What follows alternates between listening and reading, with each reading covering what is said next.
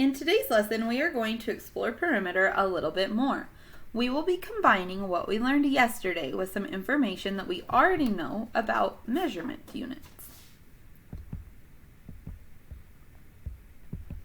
Today's objective says, students will be able to explore perimeter of polygons by counting units on grid paper.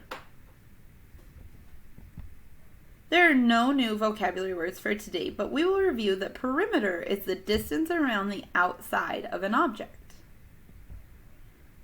Like I mentioned earlier, we are going to be using some units of measurement today to find the perimeter. This will make more sense as we work through some examples. First, I want us to look at this triangle. How do you think that you would find the perimeter of this figure? Take some time to think about that to yourself.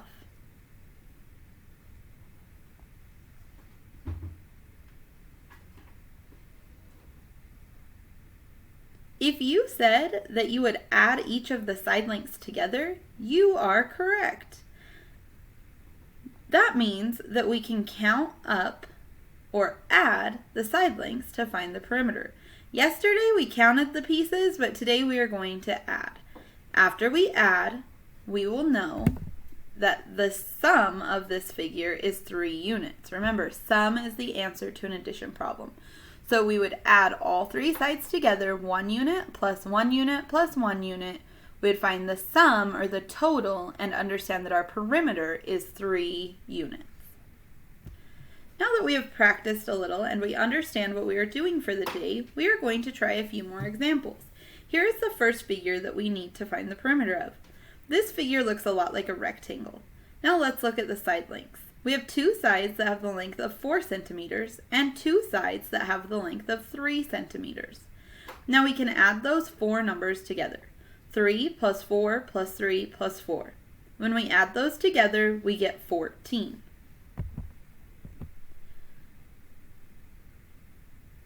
So now we know that the perimeter of this rectangle is 14 centimeters. Remember, we label with centimeters because that's the unit of measurement that was used in the picture.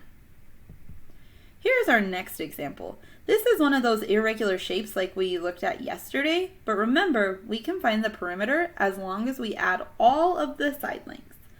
First, we need to look at those side lengths that we are given. We see that we have a side that is 1 centimeter, another side that is 2 centimeters, another side that is 4 centimeters, and 2 sides that are 3 centimeters. Remember, we need to add those together, and we don't want to leave any of those out.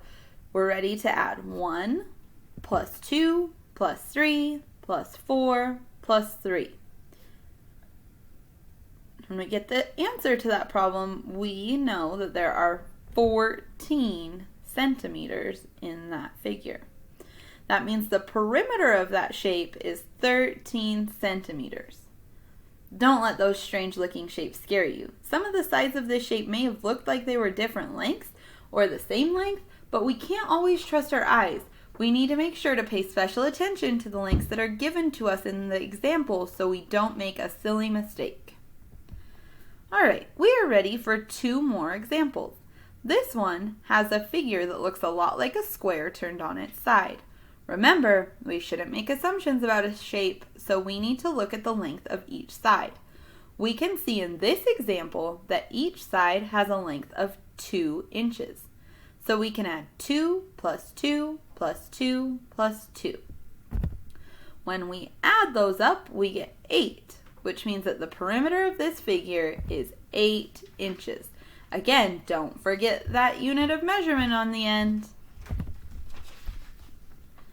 Alright, last example for the day is going to happen now. Here is our figure and the side lengths that we are given. Now we are ready to add those sides together to find the perimeter. So 2 plus 2 plus 2 plus 1. When we add those together, we get 7, which means that 7 inches is the perimeter of the figure. Here's a little recap of today. Remember, perimeter is taking all of the numbers listed around the outside of a figure and adding them together. The answer that you get when you've added them all together, or the total, is also called the perimeter. Now that we have practiced plenty together, you are ready to try some on your own. Please remember to take your time while you are working on your learning check and do your best work.